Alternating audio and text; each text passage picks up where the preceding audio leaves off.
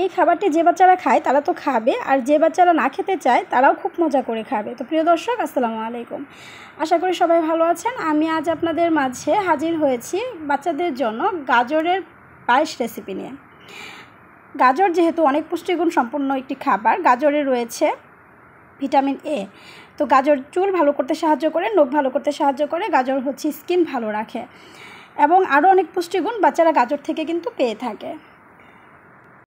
তো প্রিয় দর্শক, আজকের ভিডিওটি অনেক ইম্পর্ট্যান্ট হতে যাচ্ছে। সকলকে আমার আজকের ভিডিওটি দেখার অনুরোধ জানাচ্ছি।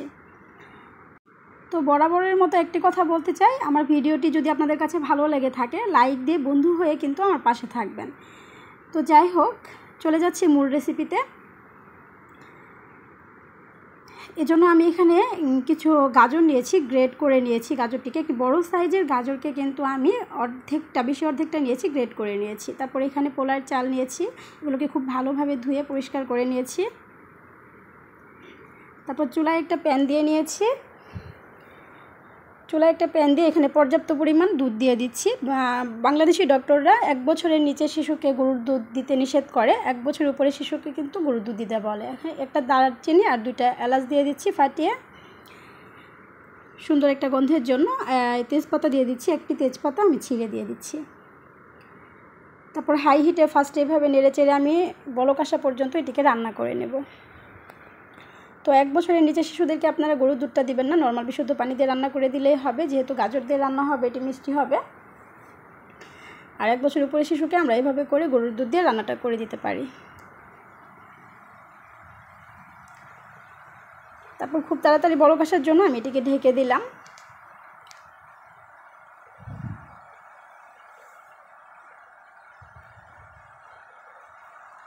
যখন দুধটাতে বলক চলে এসছে তখন হচ্ছে ঢাকনাটা খুলে এ পর্যায়ে আমি গাজরটা গ্রেট করে রেখেছিলাম সেই গাজরটা দিয়ে নিচ্ছি।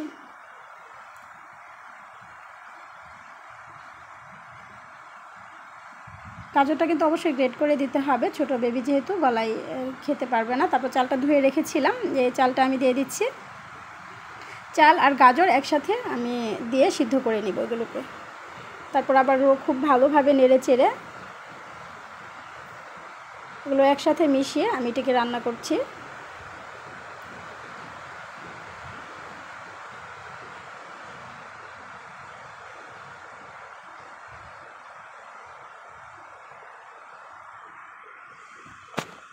ফার্স্ট পর্যায়ে আমি খুব ভালোভাবে নেড়ে চেড়ে এটিকে বলক চলে আসা পর্যন্ত রান্না করছি। আবার ঢেকে দিব চাল আর গাজরটা সিদ্ধ হওয়ার জন্য, অল্প কিছুক্ষণের জন্য আমি এটিকে ঢেকে দিব।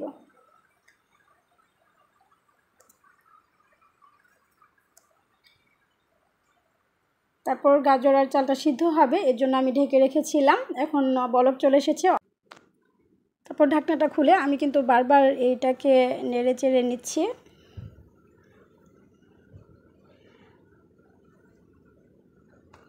এখন আমি একটু তাল মিষ্টি দিয়ে দিচ্ছি, সঙ্গে আমি একটু চিনিও মিক্সড করব। 1 বছরের নিচে শিশুদেরকে চিনি দিতে যাবেন না, আমার বেবি যেহেতু বড় সেজন্য আমি চিনিটা ইউজ করছি। আপনারা শুধু খেজুরের গুড় বা তাল মিষ্টি এগুলো দিয়ে রান্নাটা করে নিলেই হবে। আমি তাল মিষ্টি দিয়েছি যেহেতু সেজন্য সামান্য পরিমাণে চিনি দিয়ে দিচ্ছি। আপনারা 1 বছর নিচে শিশুদের ক্ষেত্রে চিনিটা স্কিপ করবেন। চিনির ব্যালেন্সটা ঠিক রাখার জন্য আমি সামান্য পরিমাণে লবণ দিয়ে দিলাম। 1 বছরের নিচের শিশুদেরকে কিন্তু আপনারা লবণটাও স্কিপ করবেন। তারপর আমি খুব ভালোভাবে নেড়ে চেড়ে নিচ্ছি। এখন আরও কিছুক্ষণের জন্য রান্না করার জন্য ঢেকে দিয়েছিলাম। ঢাকনাটা এখন খুলে দেখছি যে আমার রান্নাটা প্রায় হয়ে এসছে। তারপর একটি এরকম ডাল ঘুটনি বা আলু মাছের সাহায্যে এভাবে করে ঘুটে নেবেন। ছোট বেবির ক্ষেত্রে তো খুব ভালোভাবে ঘুটে নিতে হবে, আর সামান্য একটু বড় হলে একটু দানাযুক্ত থাকলেও চলবে।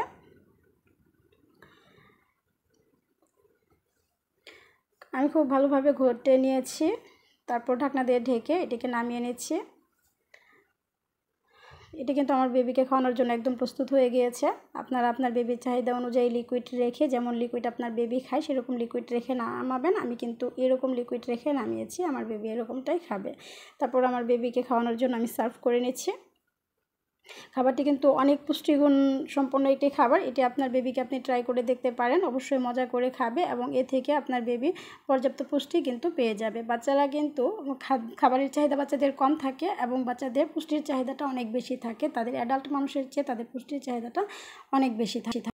তো প্রিয় দর্শক, এই ছিল আমার আজকের আয়োজন।